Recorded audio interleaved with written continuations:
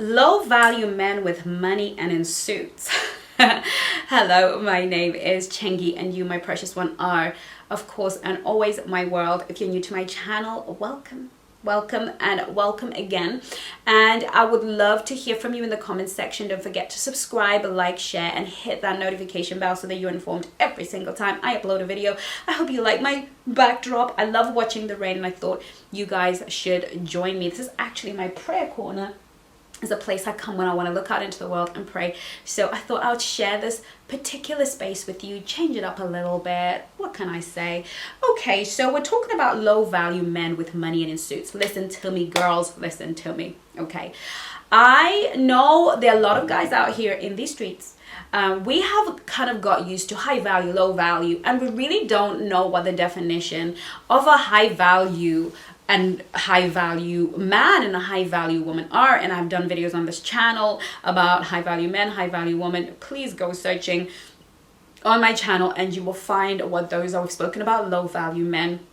But there's a new breed of low value men, and this is because of the messaging that a high value man is a man that makes a certain amount of money. Therefore, he is high value. He makes 10 grand a week. He makes 10 grand a day. He makes $1 million. He makes whatever. Therefore, he is a high value man. And I'm just here to let you know that if that's the criteria that you're going on to be deciding if a man is high value or not, I'm afraid, boo-boo, that you are going to be very, very, very disappointed, because quite frankly, there are a lot of horrible, low value, narcissistic, psychopathic men who make a lot of money, and actually probably more so because it's easier for somebody who doesn't care about other people to just be all about the money. And I was kind of on YouTube and watching this guy who, again, like I say, everybody these days is a relationship expert. If somebody asks you about it and you think you know something about it, you just talk about it, right? And he was doing this video. He's actually a business guy. I forget his name, and I don't like to call people out, other YouTubers out, because it's just not nice. It's not classy. It's not me.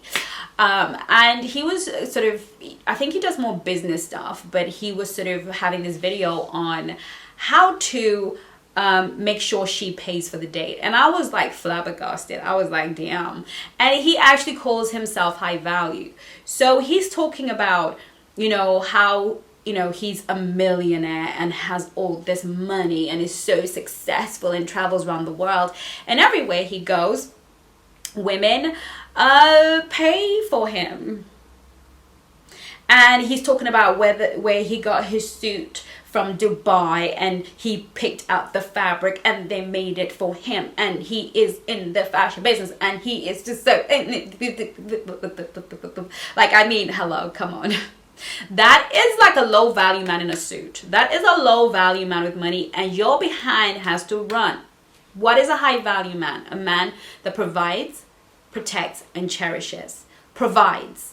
A provider mindset guy is high value. Now, I say mindset because at the end of the day, not everybody is going to meet somebody who can provide private jets. Okay, not everybody is gonna meet somebody who can provide a yacht lifestyle. Okay, but what you want is a man who sees it as part of his masculine responsibility within the feminine masculine relationship dynamic that is complementary, as being the one that provides for his mate, for his feminine, and make sure that she is comfortable and has everything that she needs to be a great lover, friend to him, and to be a great mother to his children when the time comes. Now, if a man resents providing, we've already got a video on this about men who are scripted not to provide because they're usually very high feminine energy. Okay, we're not gonna go there, but the bottom line is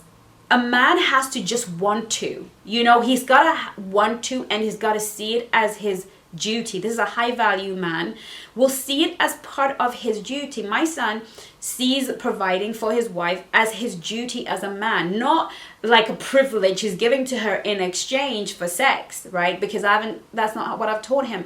It is his duty, just as it is a woman's duty to respect a man who provides. Okay, it is a woman's duty to honor her provider and to respect her provider and to make him feel like a king and the only man in the world, okay? That's a high value woman, a woman who has enough self-respect, self-esteem, self-worth to be able to afford her man the respect and the honor that he is due. In the same way, you know, a man that provides, a man who wants all that loving from a queen has to be confident and comfortable to feel that it's his position. Now, as long as he can provide the lifestyle you have or slightly better or better, great, right? So we shouldn't be knocking guys because they don't drive a luxury car or whatever, because it's different levels for everybody, okay? It's completely different levels for everybody. But high value has to do with his heart.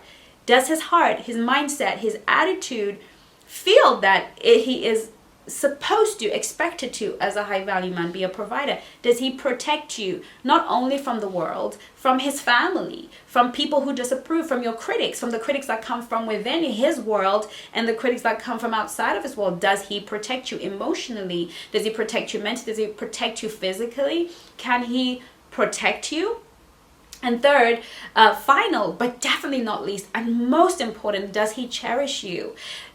If a man is working out how he is going to swindle you out of paying for a date, this man is not capable of cherishing you. It's completely impossible for this man to cherish you. It's just not gonna happen, right? So I want you to really consider and really think to yourself, you know, am I only judging a man's value on his suit, on his bank account?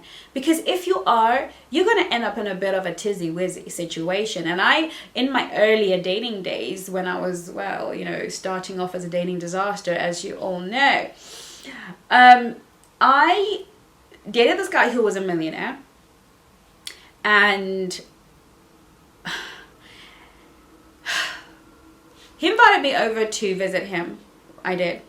And he was asking me what I wanted to eat. And he was going to go to the shops and he asked if I wanted something. And I was just sort of giving him a list of dried fruit because, you know, I have a specific diet. And at the time I was a lot more strict. And I think the bill, what I was sort of asking him for, was going to come up to something like 20 quid, 20 pounds. And he was like, oh, this list is quite a lot. I mean, this is a lot of money. And I was like, dude, you came to pick me up in a Lamborghini. You brought me to this mansion with everything in it, but you're struggling. Now that's low value. The man has made money. He's strived, he's worked hard to make money, but he resents parting with it to make the feminine interest in his life comfortable. And of course, he never saw me again, right? So, you know, I am not interested in, okay, how much do you have in your bank account? I want to know. Because here's the thing, girls, and, you know, this is my personal mindset. Life can throw a boulder. Life can really shift things. You can meet a man with money today and something happens, COVID happens, the stock market happens, life happens, he gets paralyzed, whatever, and he could be without that money. So you have to ask yourself, if this man in front of me lost everything he has, would I still want to be with him?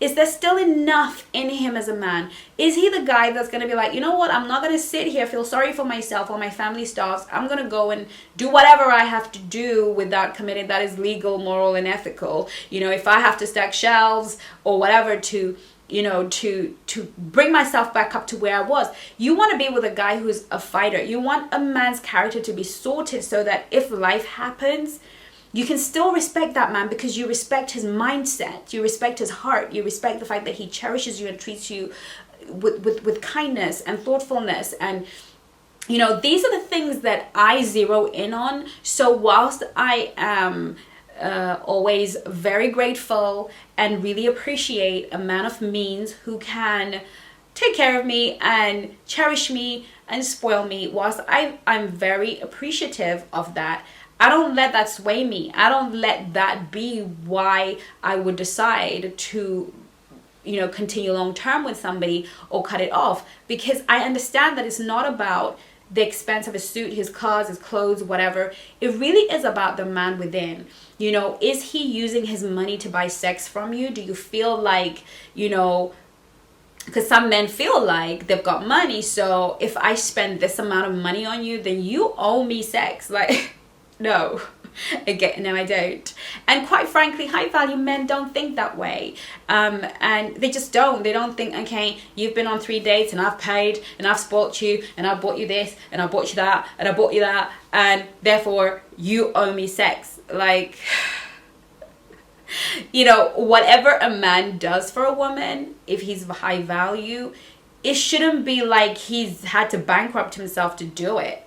That's a man that's overreaching. It should be comfortable. It should be stuff that he does for a lady, and so there are a lot of these guys with expensive suits and a lot of money who feel like if they spend money on you, then you have to lay down with them when they say, or they're resentful about even paying for a date, and they will kind of even be doing these 0 dates, or all of this kind of nonsense that we have all come to expect. So let's not get our heads in a tizzy thinking just because a man's got money. But that does not mean, girls, that we have to date broke, busted, and disgusted guys. Like, if a man does not have a way of making income that is legitimate, that is legal, moral, and ethical, and he can't look after himself, he's not going to be able to look after you. He's not going to be able to look after the situation. Now, all of you know, just for those who are new to my channel,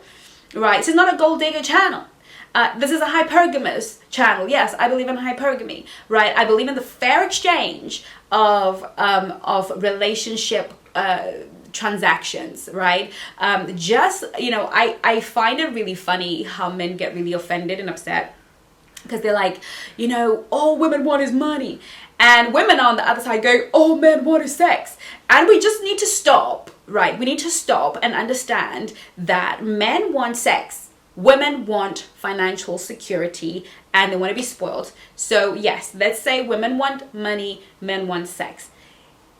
It doesn't mean it's all they want. It doesn't mean that because a woman wants money, she's prepared to be ingenuous, to lie, to cheat, to steal, to lie to you, to break your heart, to get it, to make up stories to get it. It doesn't mean that.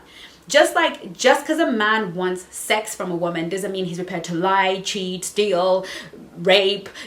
Like, not every man who wants sex is prepared to be immoral or unethical about how he's going about it. So let's all just accept that hypergamy is very much part of a feminine woman's DNA and should be, right? Should be. And that doesn't make her a gold digger.